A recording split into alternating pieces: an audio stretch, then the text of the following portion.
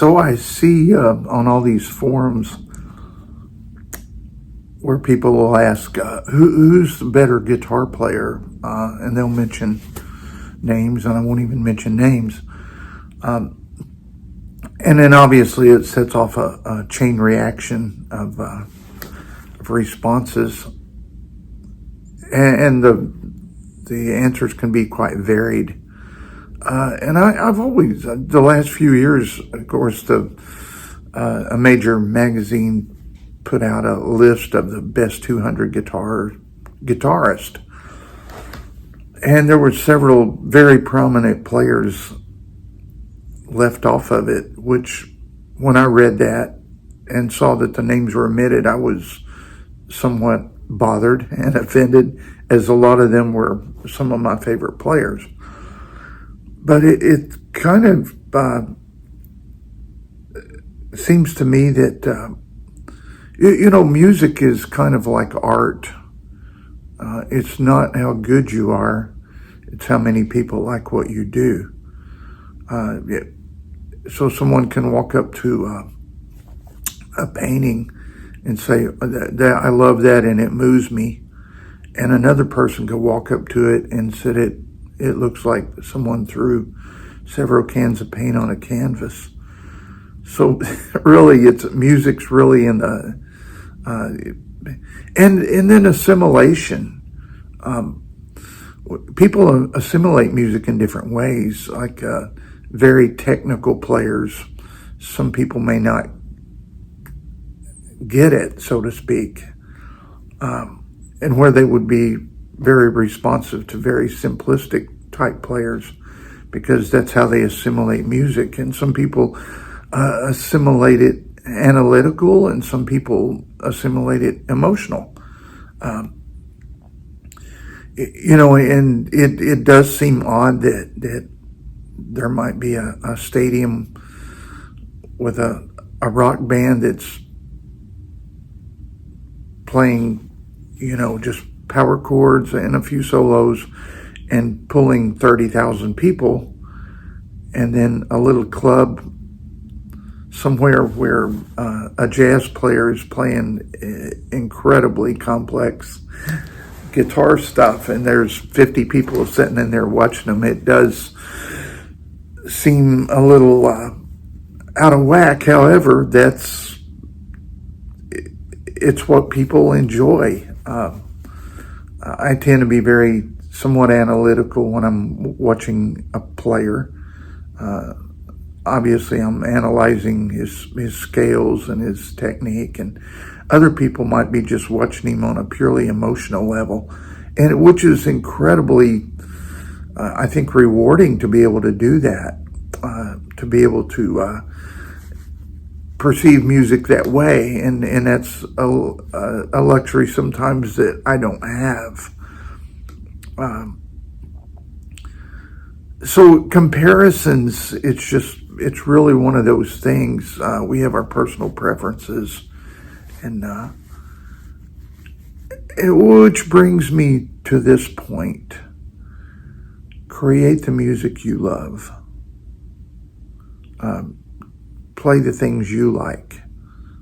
And if people like it, so be it. If they don't,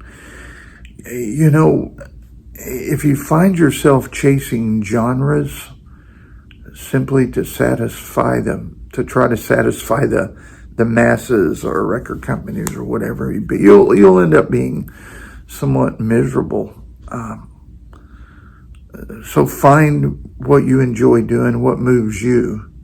And there's someone that's going to be moved with you when you're moved, which is kind of what I've tried to do over the years.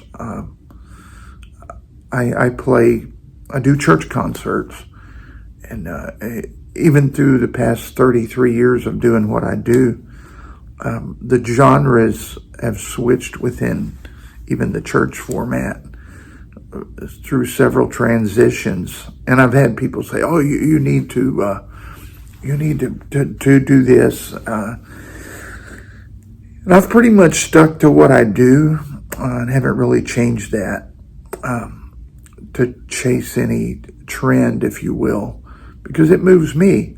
And it's so rewarding when people come up and say, man, your music really does something for me. It really moves me.